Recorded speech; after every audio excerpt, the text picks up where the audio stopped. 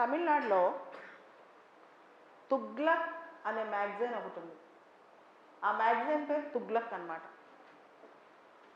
దానికి 50th anniversary జరిగింది. ఒక 4-5 రోజుల క్రితం దానికి 50 సంవత్సరాల వార్షికోత్సవం జరిగిందనమాట. తమిళనాడులో తుగ్లక్ అనే మ్యాగజైన్కి 50 years యానివర్సరీకి రజనీకాంత్ గెస్ట్గా వెళ్ళారు. యాక్చువల్గా ఈ తుగ్లక్ అనే మ్యాగజైన్ని చో రామస్వామి అని ఆయన స్టార్ట్ చేశారు 50 years బ్యాక్.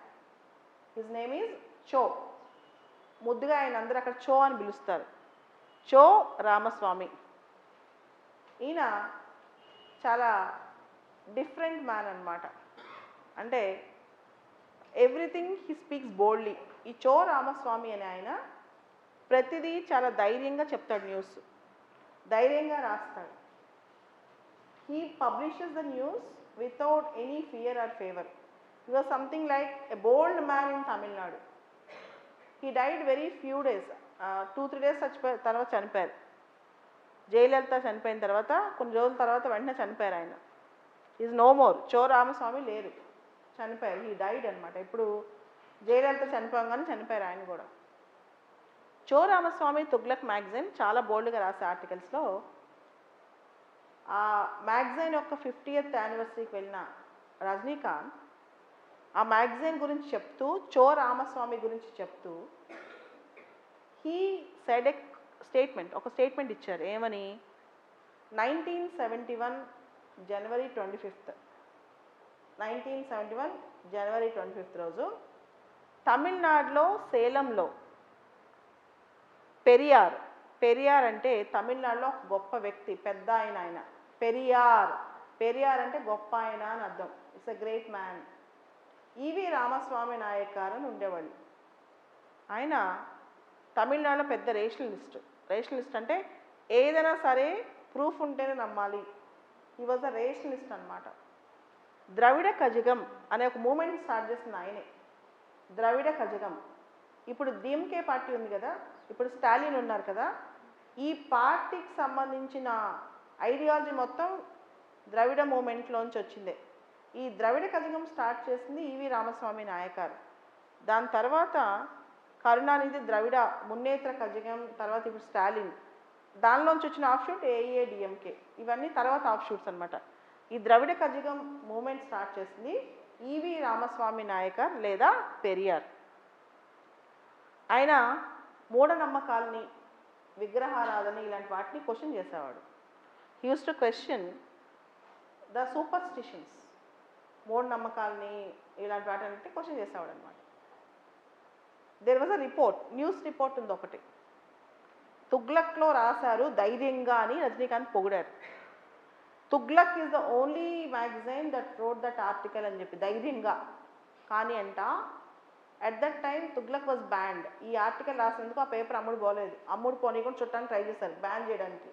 కానీ బోల్డ్ అని హాట్ కేక్స్ లాగా ధైర్యంగా మళ్ళా పబ్లిష్ చేస్తే ఆర్టికల్, న్యూస్ పేపర్ చాలా సేల్ అయిందంట. అప్పట్లో తుగ్లక్ మ్యాగజైన్ చాలా సేల్ అయిందంట. అది రజనీకాంత్ చేసిన కామెంట్. ఆ కామెంట్లో ఏమంటారంటే Rajinikanth, lord Rama and his wife Sita వాళ్ళ న్యూడ్ విగ్రహాల్ని చెప్పులతో ఊరేగించారు. దాన్ని లీడ్ చేసిన ఆయన ఈవి రామస్వామి నాయకర్ అని చెప్పారు. See, it might be a fact or might not be a fact. అది నిజం అవ్వచ్చు, నిజం కాకపోవచ్చు కూడా. It might be a fact or might not be a fact that Lord Rama and his consort Sita, their statues were garlanded with slippers అని చెప్పి నిజం అవ్వచ్చు, కాకపోవచ్చు. అయితే there are certain things which should be forgotten in history for futuristic interest. చరిత్రలో కొన్నిటిని మర్చిపోవడం మంచిది. జరిగినా జరగకపోయినా, జరిగిందో లేదో మనకు తెలియదు, మనం అప్పుడు కొట్టలేదు. కానీ జరిగినా జరగకపోయినా అలాంటి రిపిటేటివ్గా సొసైటీ మీద మాట్లాడితే ఒక ఇంప్రింట్ అనేది సొసైటీలో జరుగుద్దని కొంతమంది వాదిస్తున్నారు.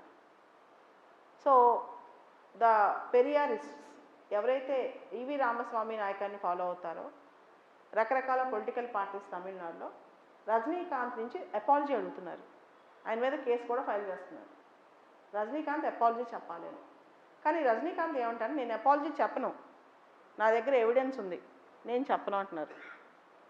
స్టాలిన్ కూడా, ఇప్పుడున్న డిఎంకే సుప్రీమో స్టాలిన్ కూడా ఒక మాట అన్నారు, మాట్లాడేటప్పుడు చూసుకుని మాట్లాడాలి, ఆచితూచి మాట్లాడాలి. If you speak something you should really mean it.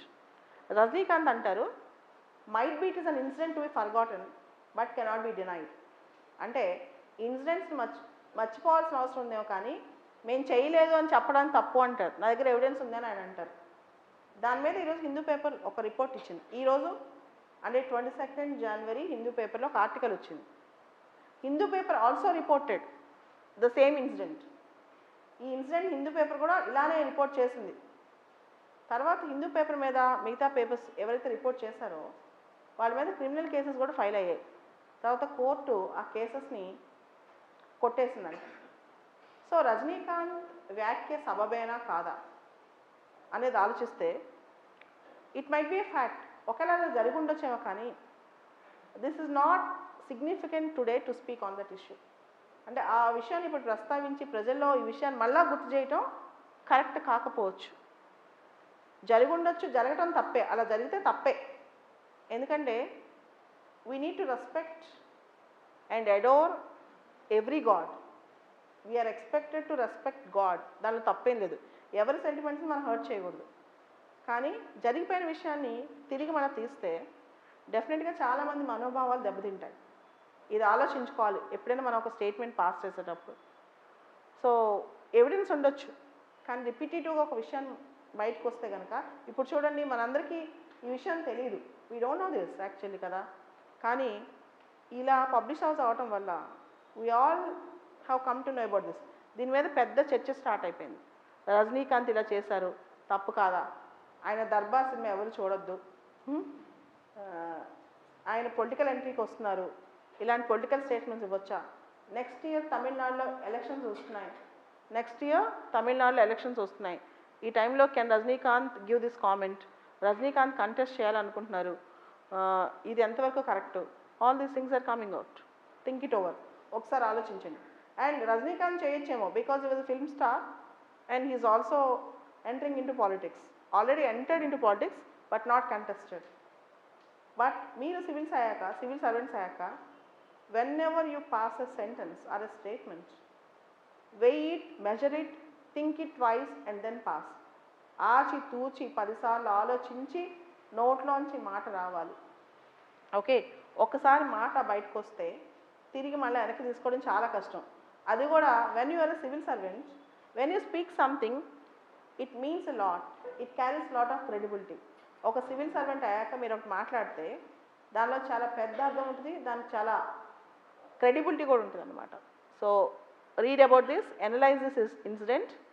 And నాకు తెలిసి ఇంటర్వ్యూ లాంటి దానిలో, సివిల్ సర్వీసెస్ ఇంటర్వ్యూలో ఇలాంటి క్వశ్చన్స్ అడిగే అవకాశం కూడా ఉంటుంది. What is your take on this, దీనిలో నీ ఉద్దేశం ఏంటి అని. ఓకే, థింక్ ఇట్ ఓవర్, ఆలోచించండి.